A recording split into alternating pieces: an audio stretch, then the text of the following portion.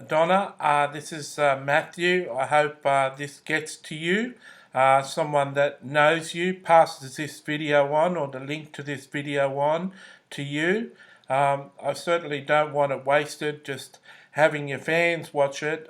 It's a message that I hope that you get, but some people are almost impossible to contact. This would be the first prophecy I've done for a person who wasn't an established Christian that asked me for a prophecy in a ministry, or a person who was a Christian who approached me on a website.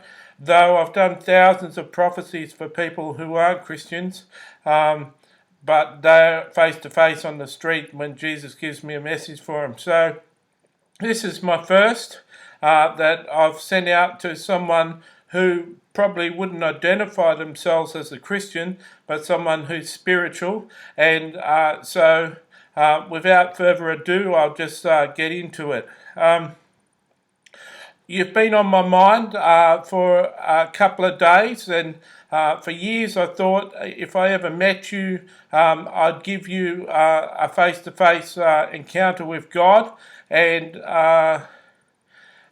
that hasn't happened. And God impressed upon me this week to make a YouTube video, and it's a good chance you might actually see it.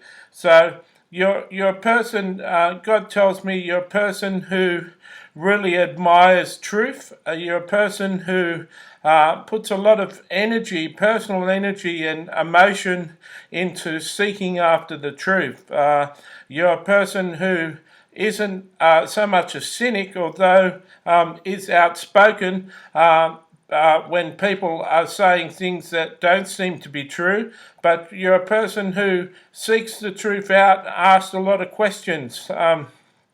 A lot of people would wonder, you being in your position where you've been and where you've travelled and what you've got up to in your life, that you'd have all the answers, and yet if they knew you personally, they'd know that there's a lot of questions that you have, and there's a lot of things that you want answered, and there's a lot of truth that you're seeking out.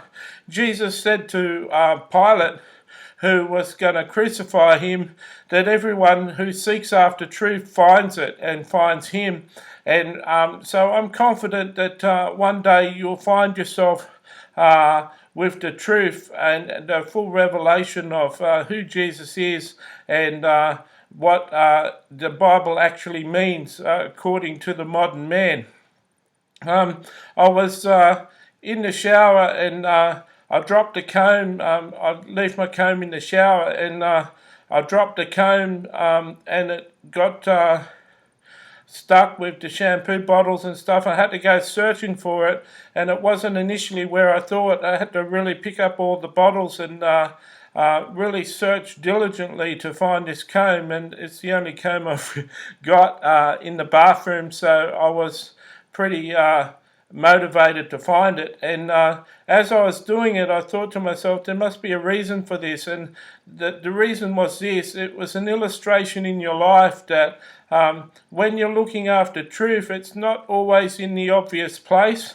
Sometimes you've got to do a bit of a search for truth, and sometimes you've got to move things out of the way and question things, and come against certain principles and stuff, and move things out of the way to unearth the truth. The comb was found, but it took some effort, and every good thing requires effort. I see that because you're such a searcher for the real truth, I see that you'd be a really good writer. I heard at one stage that you'd written children's books, but I believe that there's a couple of books in you to write, not people writing biographies about your life like your brother did, but I believe there's a couple of books that you could write on philosophy, on your findings and real truths and key principles to work your life on and base your life on.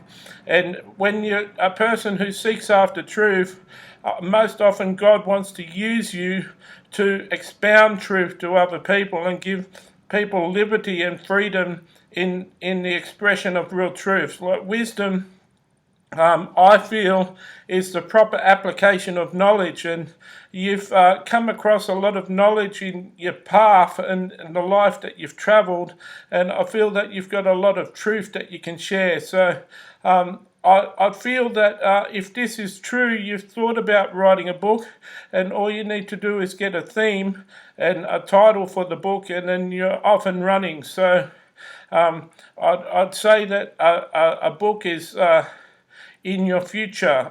I see more than one book.